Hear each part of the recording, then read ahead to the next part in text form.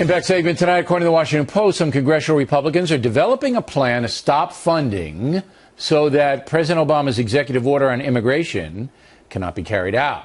It's a bit complicated, but funds can be denied to certain agencies, and that's what the Republicans are investigating.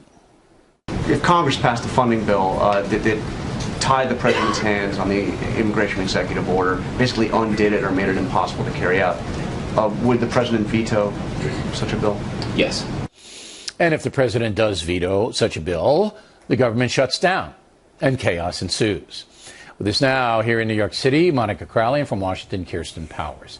So first of all, do you think the Republicans in the House are going to try to defund, say, Homeland Security, one of those agencies that deal with illegal immigration? Well, I think the leadership doesn't want them to do that, and they will do everything.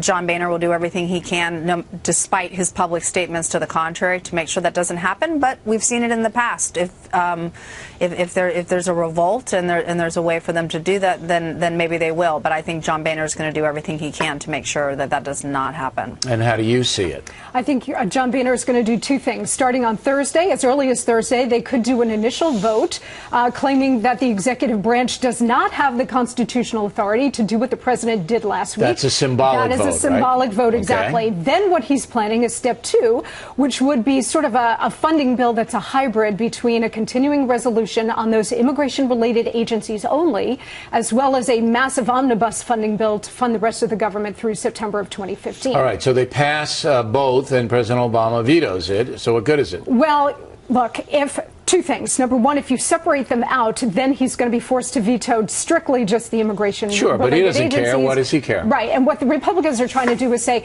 let's wait until the new GOP Senate is convened in January, and then let's let them deal with it. The problem is, if the Republicans in Congress don't use their most powerful weapon that they have right now, which is the power of the purse, then this thing is going to go through, because there's no way that the new Congress is going to want to get all tied up in this again when they're starting fresh in January. I don't see how if they don't act now, that's it. Even if they do pull it, the president vetoes it, you're into next year anyway. Now, on the basis of constitutionality powers, you're not a lawyer, but you follow this stuff. Would you be surprised if the Supreme Court comes back and says this is unconstitutional? The president does not have the authority to stop deportations at will. Would you be surprised if that happens? I think it's probably a close call. There are people on both sides who say take both sides. You have someone like Lawrence Tribe, who's one of the most respected constitutional scholars in the country. He's a left-wing guy. But look, he is one of the most respected constitutional lawyers in the country who says that this is constitutional. There's another 100 lawyers who've sent a letter saying that it's constitutional, and then you have people on the other side saying that it's not constitutional. So, I don't think it's an open and shut case, but I also think I'm more inclined to the side of saying that the president has the prosecutorial discretion to do this, but you wouldn't be surprised if the Supremes come back 5-4 and say no, he doesn't. Yeah, that wouldn't surprise you, would it?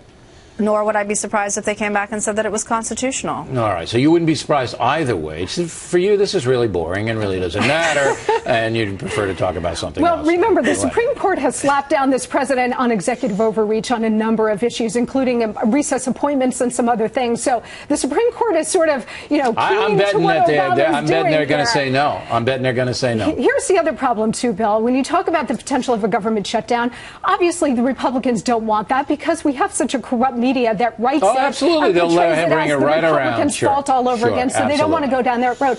But at some point, Bill, the Republicans and others have to stand up for our constitutional system. I don't think it has to be now, though. Well, let them get in. When they get in. Now, when it's so egregious, then when? When they get in and they consolidate power. Maybe they'll do it then. But at some point, you got to stop it in its tracks. I think when they get in and consolidate their power in the Senate and the House, and they can deliberate, all right, on a united front and say, we don't believe this is right. But now in a chaotic situation, you're absolutely right. The press is going to kill them with it. You're more hopeful than I am. I'm not hopeful about anything. I'm just telling you what I think is going to happen. If they don't do it now, they're not going to do it. All right, Powers, you can go home now and have fun. Do whatever you want to do. Thank you. All right, ladies.